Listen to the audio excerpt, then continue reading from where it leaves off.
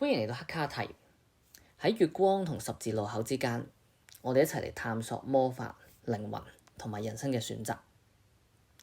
今晚我想同你傾下靈魂黑夜。好多人啦，其實喺一生之中咧，總會經歷好迷失嘅時候，而呢啲好迷失嘅時候，係甚至有可能想死嘅念頭。呢種嘅咁嘅感覺，好似跌入最低谷嘅低谷啦，好似人生原本預計嘅事情全部都打亂晒啦，冇一樣嘢好似如意嘅。佢可以經歷一段長嘅時間，有啲人係一啲短嘅時間，咁但係長可能有啲人經歷靈魂黑夜，可能以年計嘅，有啲人可能比較快，可能幾個月，甚至有啲可能再短啲嘅，可能只係一段即係幾個星期嘅時期。但係喺好迷失、好無依無靠、好冇辦法去擺脫呢種困境嘅時候，我哋可以點樣做咧？而靈魂黑夜其實又係一樣咩嚟嘅咧？如果最近嘅你對好多嘅事情失去咗熱情，開始懷疑自己啦，覺得人生好似失去一啲方向，又或者其實明明冇咩發生啲大事嘅，但係好莫名其妙咧，對咩都冇晒熱情。好覺得攰啦，好疲憊啦，同一時間亦都迷茫啦。咁樣其實你有機會唔係即係出現一啲咩嘅狀況，而係經歷緊靈魂黑夜。咁首先啦，咩叫靈魂黑夜啦？點解會突然之間即係出現呢樣嘢咧？喺每個人嘅靈魂裏面啦，我哋會有我哋嘅靈魂使命。喺一生之中，你有一啲嘢係一定要去做嘅，好自然地。按照你嘅性格，按照你遇到嘅事情，按照社交化，會自然推到你去一個位置咧，揾到自己真正心之所向，真係用窮盡一生想去做嘅嘢。咁我有一個朋友啦，咁嗰個朋友佢今年年頭唔喺度嘅，咁但係佢年紀都好大噶啦，都差唔多即係80歲噶啦，七十尾噶啦。咁佢都係窮盡一生就係去推廣一啲。即係佢一生去研究嘅事情啦。咁縱使嗰樣嘢可能唔係人人支持嘅，亦都唔係人人去探索嘅。咁但係佢都會去推廣去研究。咁佢係研究一啲我哋講嘅星座啦，亦都包括就係人際關係之間嘅一啲相處啦，去做呢啲教學。而呢啲我哋就係叫靈魂使命，係會窮盡一生好自然地去推嘅一啲事情。咁有啲人可能佢係即係經歷。揾到一啲事業係佢自己一生所向啦，可能從商啦，有啲人可能做醫生啦，有啲人可能去幫助人啦，可能做社工啦，甚至係單純係宣傳一啲自己嘅諗法。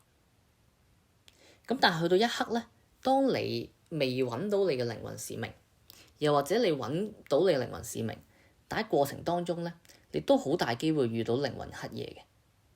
你突然間會覺得自己好迷失嘅，你突然間會覺得好似每樣嘢都好似變晒嘅，好似我做呢樣嘢有啲咩意義咧？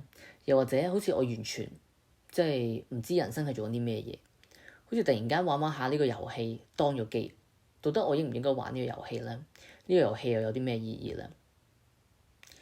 特別多嘅時候咧，係當你未揾到你嘅靈魂使命之前，靈魂黑夜出現咧，係特別對你嚟講咧係好難受嘅。可能你突然間會發覺。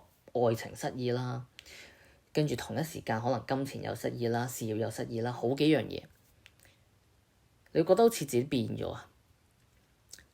而呢種咁嘅感覺咧，其實唔係你獨有嘅，好多人都會經歷呢一個咁嘅階段嘅。所以第一樣嘢，遇到靈魂黑夜嘅時候，唔需要緊張啦，唔需要驚啦，俾啲時間，俾啲空間自己調整先。因為呢樣嘢其實好多人喺我哋講揾到自己靈魂使命之前，都會經歷呢種靈魂黑夜嘅。佢係一個好大嘅契機，去宇宙俾你有機會去回轉同埋反思，你需要真正想做嘅係咩？咁人生點解會突然之間好似崩塌咗咧？有啲人係好似我哋所講啦，關係突然間可能一個識好耐女朋友啦，或者伴侶啦，突然間可能佢就即係揾咗第二個啦。或者突然間就可能唔喺度啦，工作嘅改變啦，可能突如其來，即係你一直以嚟覺得諗住做到老嘅工作，突然間可能冇咗啦，又或者間公司直情唔見咗啦，公司執咗笠啦，一啲信念嘅瓦解啦。咁我哋講緊就係你一啲好堅定、好堅信嘅事情，突然之間咧好似俾人推翻咗。咁呢樣嘢啦，其實我啦、聖嚴牧師啦，亦都包括小胡啦，都經歷好多次信念嘅瓦解嘅。有啲好堅實信念嘅嘢咧，突然之間好似俾啲嘢衝破咗，跟住覺得好迷茫。身份嘅轉變啦，可能你從一個原本一個年輕人變做一個成年人啦，又或者可能成年人你變咗做真係一個父親啦，或者一個母親啦，呢啲全部都係一啲身份轉變，令到你好突然之間咧，可能會有種好奇怪嘅感覺嘅。而遇到啱啱咁嘅事情啦，呢一堆嘅事情好似令到人生崩塌咧。首先你要知就係靈魂黑夜點解會帶嚟對你嚟講咧咁大嘅痛苦，係因為佢需要去毀掉一啲事情，需要去將一啲嘢完全推翻嘅時候，就好似高塔嗰張塔羅牌推翻咗佢，先至可以建立一啲新嘅事情。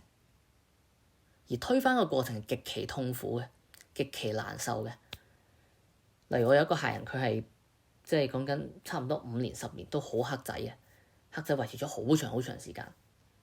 而遇到我哋嘅時候咧，我哋會同佢講，佢點解會出現呢個咁嘅狀況，係逼佢去進行一啲回轉嘅。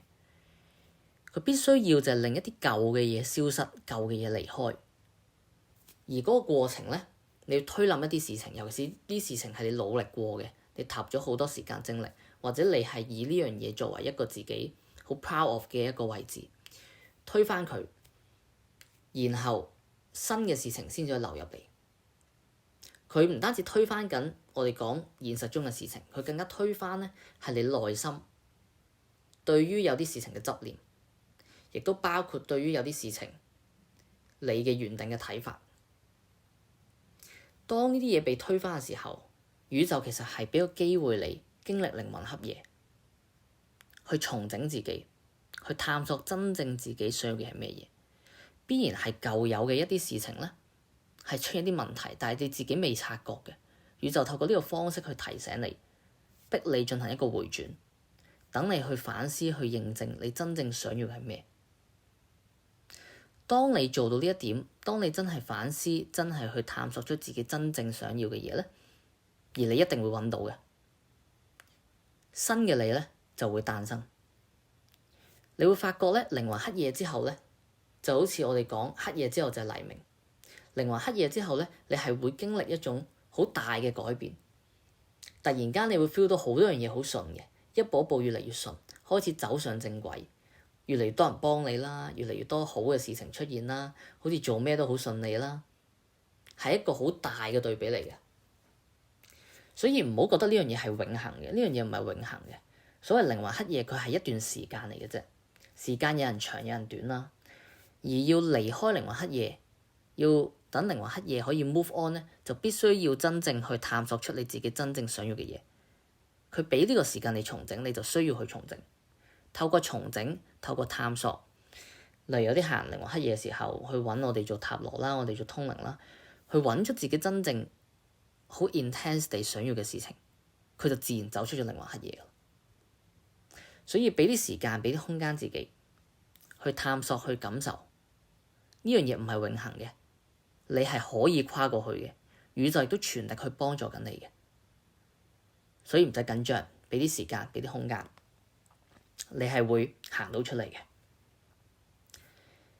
而我哋講黑卡蒂喺呢個過程當中，其實佢就係掌管呢個十字路口嘅。喺靈魂黑夜嘅時候，黑卡蒂有個重大嘅任務啦，就係企喺個十字路口去指引你，同你講呢條路咧就已經 block 咗，你原先行嘅道路已經 block 咗，新嘅道路有啲咩嘅選擇？黑卡蒂可以指引你去一啲新嘅道路，令你行出嗰種黑暗，而帶嚟轉變嘅力量咧，黑卡蒂係好強大嘅。所以經歷靈魂黑夜嘅時候，亦都可以同黑卡蒂去祈禱啦，去請求佢嘅指引，去請求佢嘅幫助。你會發現你開始有更多嘅一啲選擇出現嘅，而喺嗰堆選擇之中，你好自然會感受到自己真正想要嘅係咩。點樣陪伴自己走過呢個靈魂黑夜呢？當靈魂黑夜，我俾個指引大家，有3樣嘢係需要去做。